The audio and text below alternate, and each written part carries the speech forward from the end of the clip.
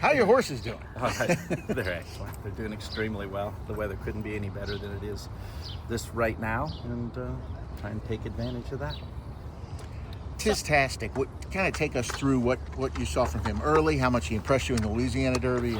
Well, I mean, he's a horse that gave us a great thrill, winning twice in 8 days at Kentucky Downs. So, not only has he got talent, he's got an attitude that would allow you to run him twice in 8 days and something like that. I mean, he's just extremely tough.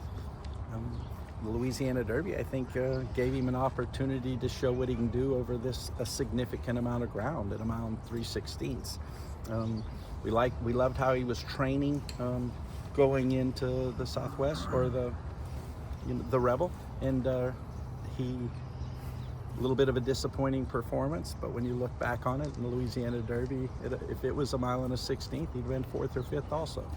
So I think the difference in him is the ground, how far he gets to go, and we're excited about the pace that appears to be signed on in the Derby, but I mean, everybody looks and sees the same thing, so now you just worry about everybody overcompensating. Saw you with Publisher today. What are you seeing from him, and what was kind of the decision to go out there with him? Publisher's the coolest horse anybody ever got to run. I mean, nothing bothers him, absolutely nothing. Just a maiden running in the Derby. He's just got that sort of personality. Nothing bothers him at all. But you watch him work, and he's trained with horses of the caliber of Tiztastic his whole life, and he has a significant amount of ability, and obviously very proud to have this opportunity with him.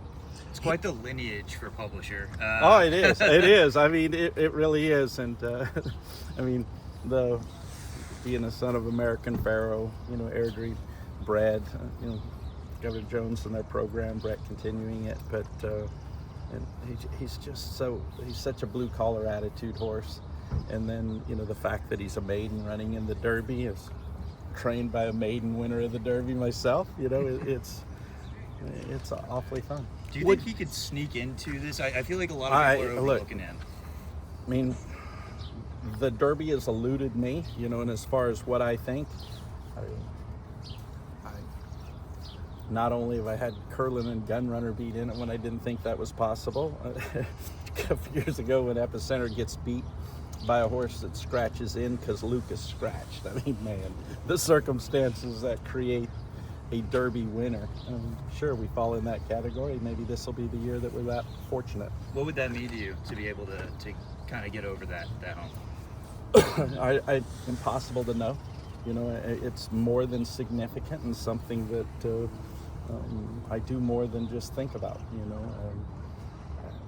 I don't know if it's healthy to want something that bad. Maybe that's why it has eluded me.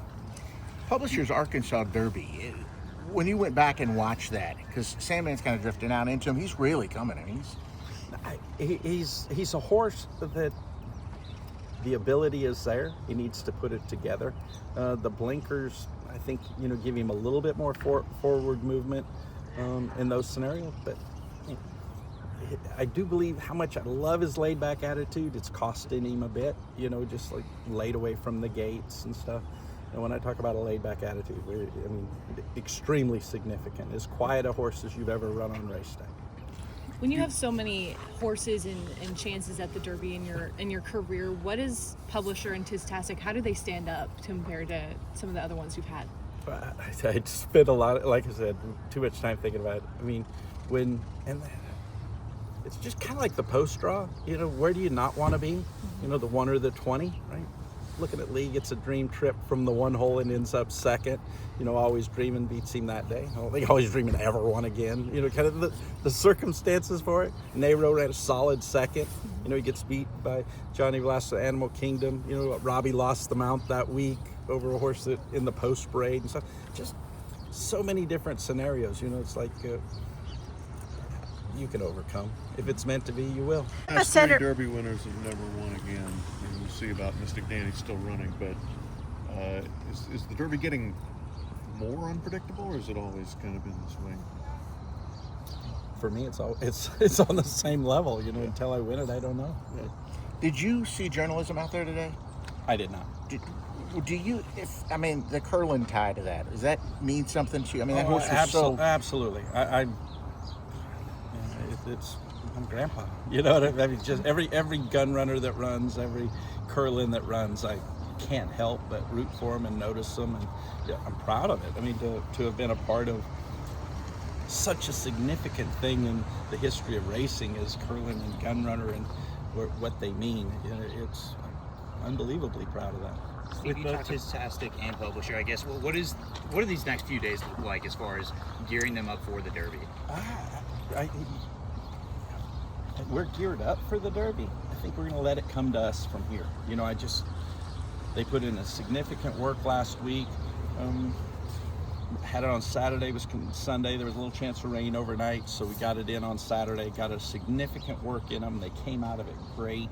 I love their attitude back at the racetrack.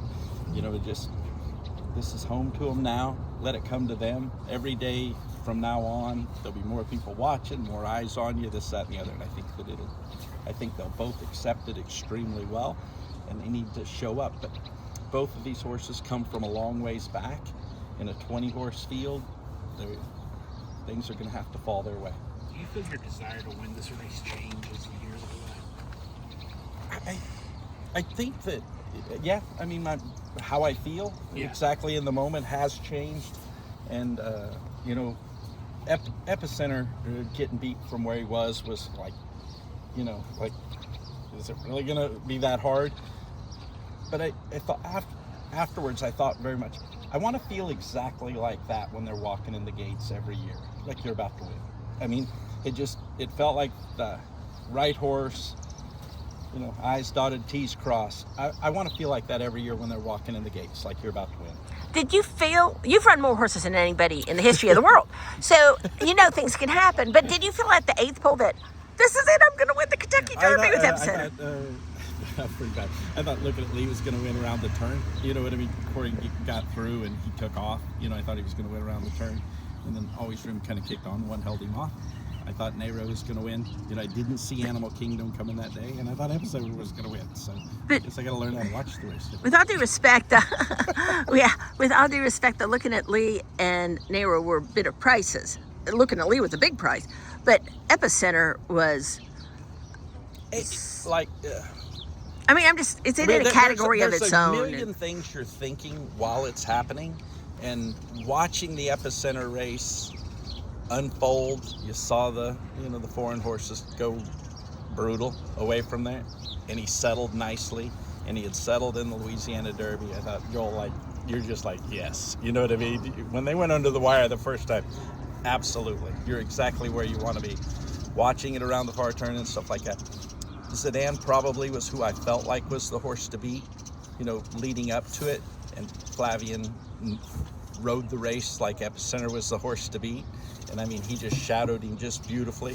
And when he pulled him out, Zidane out to make a run, like it felt like it's on, you know what I mean? Here we go, and you could see it felt like Zidane took it like I don't have him, and at that moment you're like, yes. So, and that was the focus. For me, that was my perspective. And then you get run down late by something you're not paying attention to. Two of what have to be among your most bitter disappointments, I'm thinking Epicenter, and also Curlin in the Belmont. But you were extremely, in both cases, this is what I'm getting at, extremely philosophical about what had to be a crushing defeat.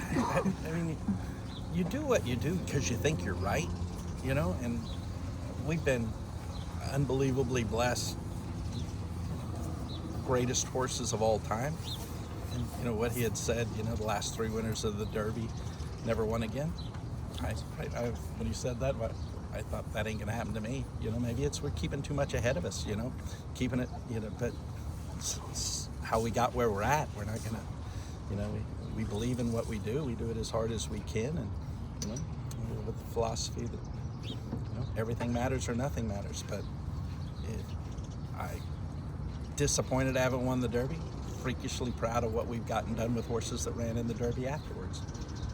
You said you want to go into these races knowing that, or thinking that you can win it. So with Tiztastic and Publisher, are you going to feel that way on Derby? I do. I mean, I do. They're accepting it. You know, we put a serious move in them for us, you know, last week. Thought they came out of it good. You know, both those horses coming back, cleaning out their tub, acting like they do the day afterwards, went back to the racetrack with the exact same temperament, demeanor. You know, I think Carlos and Robert is as good as it gets. They're just beaming with pride about how these horses feel and how they're doing. And that's what I refer to that, you know what I mean? They're a race that has eluded me. I don't know what it takes to win, or why would you say, but they're doing their best, and they need to do their best when it matters most. Steve, you never know what race is going to be a key thing. Did you realize when the Street Sense last fall comes up and is the top three horses are not just in the race, but they're all three contenders? I think that, you know, you look back over, you know, races. I love to pull up horses' charts and look and how significant key races are. But how about Tiztastic's maiden race at Saratoga? And then I was thinking of, you know, we got Magnitude back in the barn, and how the Risen Star, you look at how many horses that he just completely blew up in that race that are in the Derby and stuff. It is. I believe, you know, Kentucky, what it's doing right now and stuff. I think that's going to be more of how it is going forward.